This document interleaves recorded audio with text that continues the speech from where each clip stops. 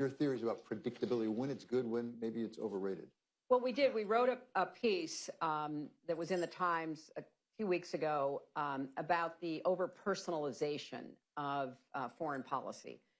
And it is a temptation that is impossible to resist for every leader to believe, however that leader came to the position of power that he and occasionally she have, that you are able to read people. You are able to, as George Bush said about Putin, look into their soul. You're able to write them a letter like Trump did with Kim Jong-un, and you're going to dominate and shape world events.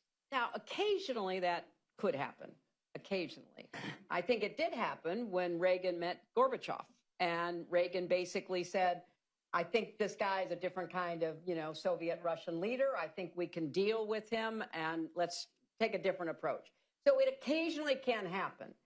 But it's been our experience, and certainly the research shows, that you introduce through this over-personalization volatility. And really the volatility becomes a greater driver than your credibility, your ability to really read this person, to manage this person, to try to shape the events. And Nixon, we mentioned in the piece, he had this theory that he wanted to appear unpredictable, the madman theory of leadership.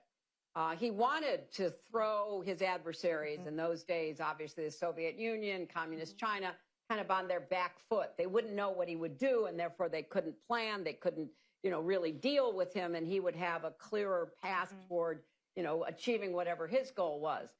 And he even went so far as to put our nuclear forces on a high alert, because he thought that that would send a message of unpredictability. Don't mess with me. You're never going to know what I'm capable of doing. According to the research, and I'll let Karen, finish on the research, it wasn't perceived that way. Yeah.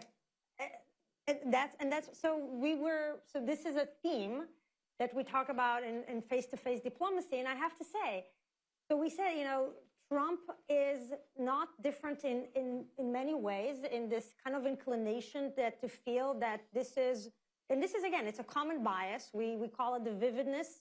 Again, Kahneman and Tversky is neuroscience literature that explains this. Why leaders tend to think that, in this face-to-face, they can read the adversary, they know that they can trust, they think that they can trust them and so on. And so in many ways with Trump, we see this on steroids in some ways. So, and there's not necessarily a strategy attached to this face-to-face diplomacy in the way that we saw this with Nixon. He does like, and I just wrote about it in Foreign Affairs, he does like predictability, unpredictability. He likes to he says it multiple times, I don't want anybody to know what I think. But the implications, and this is what we're talking about in the class, is the implications on the impact it has on credibility.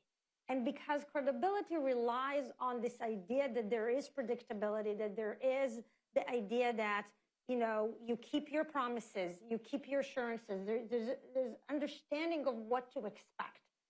That vulnerability that comes from his own intuition and emotions coming in from in and out of meetings with other leaders makes it extremely difficult to look at the United States and look at it as a credible, reliable ally. And that is, in the long run, maybe in the short term, he can claim some victories. But in the long term, in the long run, we're losing U.S. credibility, which will make U.S. foreign policy much, much costlier in the future. I have just two questions before you all have to ask questions. So think about